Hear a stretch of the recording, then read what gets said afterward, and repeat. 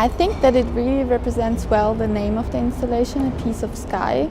I wondered what it might be, and then I walked in and I was like, yeah, this whole experience kind of, to me, is what I would imagine being somewhere in the sky.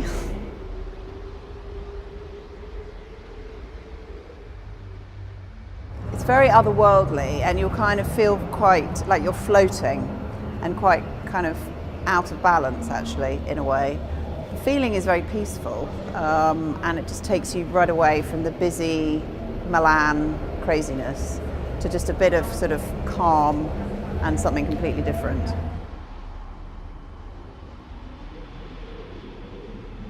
La mia prima impressione che ho avuto è stata inizialmente di vertigine e stupore e poi in qualche modo di fascino, perché ho vissuto un senso di fusione con quello che stavo vivendo, con quello che stavo percependo.